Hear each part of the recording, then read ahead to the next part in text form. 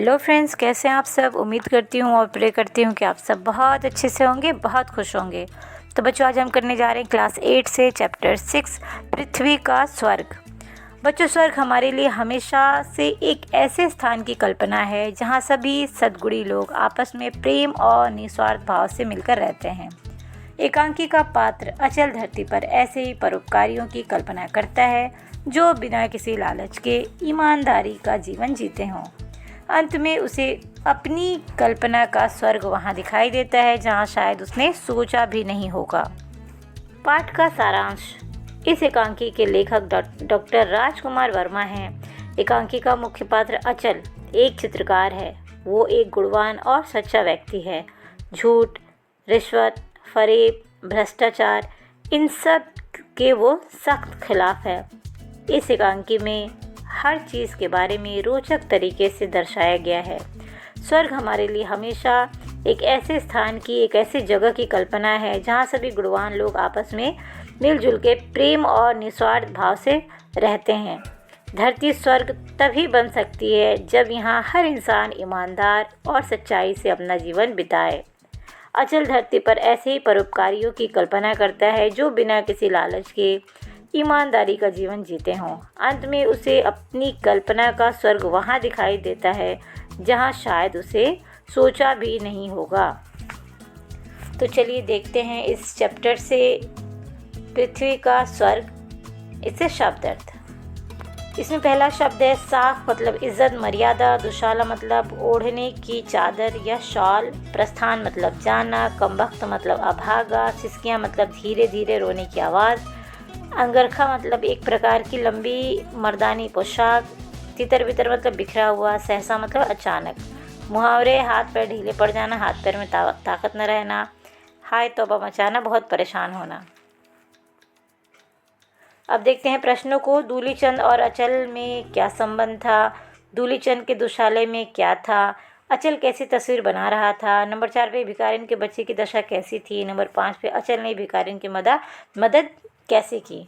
अचल ने भिखारिन की मदद कैसे की?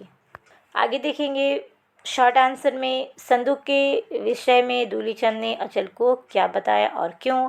अचल द्वारा दुशाला दान करने पर दूलीचंद की क्या दशा हुई? नंबर 3 पे भिखारिन ने क्या क्या लौटाया, क्यों? लॉन्ग आंसर में देखेंगे दूलीचंद कौन सा दिखावा करता है और उसका असली रूप क्या है, उदाहरण सहित स्पष्ट कीजिए। दूसरा है दूलीचंद जैसे व्यक्तियों के होने से हमारे समाज पर क्या प्रभाव पड़ता है। नंबर 3 पे मैंने पृथ्वी का स्वर्ग देख लिया। अचल के इस कथन का क्या आधार है, उसने ऐसा क्यों कहा होगा। नंबर 4 पे है आशय स्पष्ट कीजिए। ये पृथ्वी का वो स्वर्ग है जो कागज़ पर नहीं खिंच सकता। अब देखते हैं इनके उत्तरों को। करते हैं मौखिक से। दूलीचंद और अचल में क्या संबंध था? दूलीचंद और अचल में चाचा भतीजे का संबंध था। दूसरा है दूलीचंद के दुशाले में क्या था? दूलीचंद के दुशाले में 5000 के नोटों का बंडल था।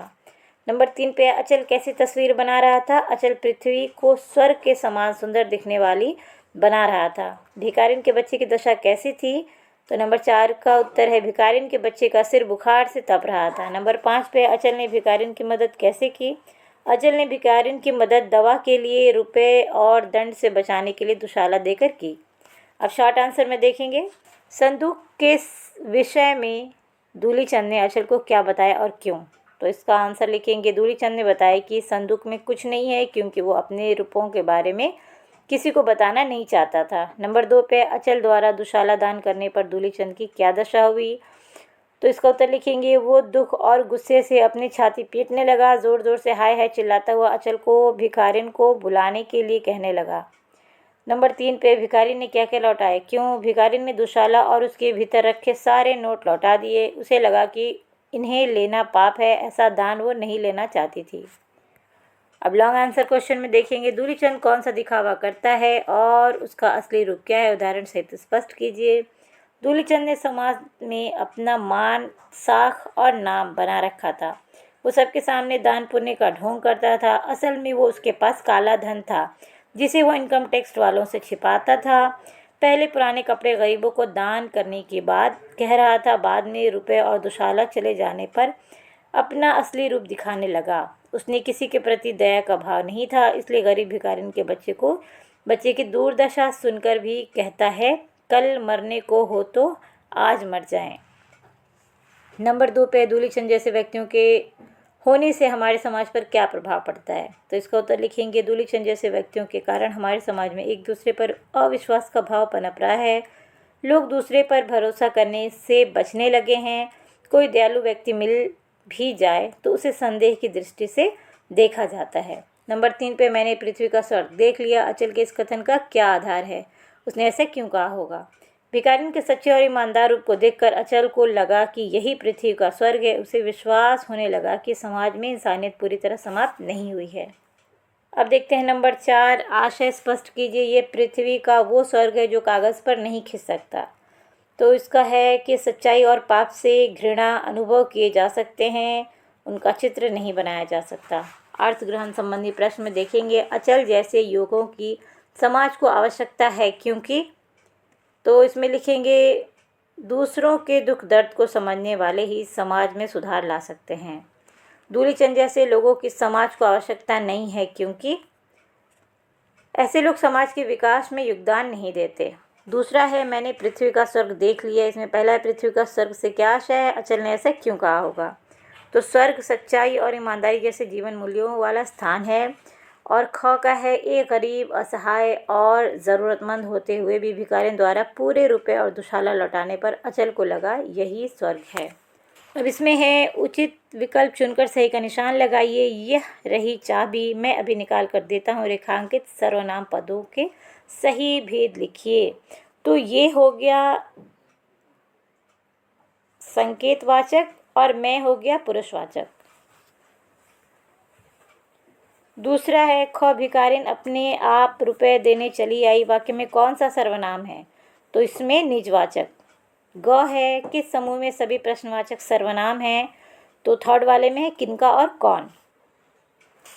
निम्नलिखित वाक्यों में रेखांकित क्रियाओं के उचित भेद पर सही का निशान लगाइए। पहला है मैं ये पुराने कपड़े गरीबों को दे दूंगा।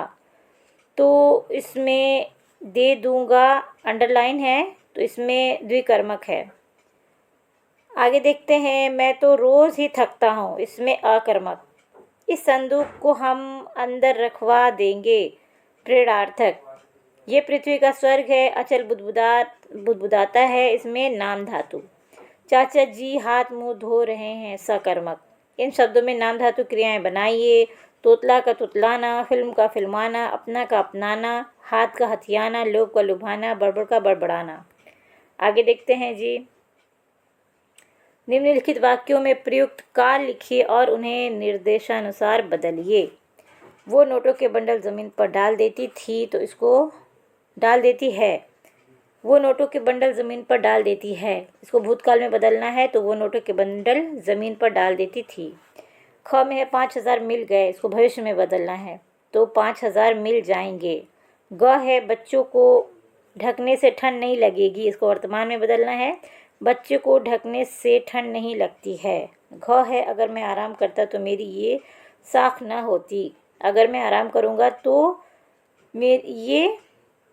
मेरी ये साख न होगी, भविष्यकाल में बदला गया। मुझे क्या पता कि वो भिखारिन कहाँ जाएगी, इसको भूतकाल में बदलिए, मुझे क्या पता वो भिखारिन कहाँ गई थी। च है तू इन कपड़ों को ईंट पत्थर कह रहा था, वर्तमान में बदलिए, तो इन कपड़ों को ईंट पत्थर कह रहा है। आगे बढ़ते हैं, निम्नलिखित अनुच्छेद में उचित विराम चिन्हों का प्रयोग कीजिए। तो कर लेते हैं, शर्मा साहब रिसीवर उठाकर हेलो, विस्मयबोधक चिन्ह हाँ। गुप्ता जी कॉमा मैं बोल रहा हूँ, पूर्ण विराम। क्या वो तीनों भी मीटिंग में आ रहे हैं, क्वेश्चन मार्क, प्रश्नवाचक चिन्ह। ठीक है, मैं 10 मिनट में पहुँचता हूँ, पूर्ण विराम। फ़ोन बंद करके तुम खाना खाओ, कॉमा मैं ज़रूर काम से जा रहा हूँ। आदित्य निर्देश आप मीटिंग में जा रहे हैं, कॉमा कपड़े नहीं बदलेंगे, क्वेश्चन मार्क। शर्मा साहब कपड़े देखते हुए अरे हाँ विस्मयबोधक मैं तो भूल ही गया, कॉमा अभी जाकर बदलता हूँ, पूर्ण विराम कहते हुए चले गए, पूर्ण विराम कॉमा बंद। तो बच्चों ये रहा क्लास 8 से चैप्टर 6 पृथ्वी का स्वर्ग। उम्मीद करती हूँ कि ये वीडियो आपके लिए हेल्पफुल होगी। मिलेंगे अगले वीडियो में अगले चैप्टर के साथ। तब तक के लिए पढ़ते रहिए, आगे बढ़ते रहिए। अलविदा।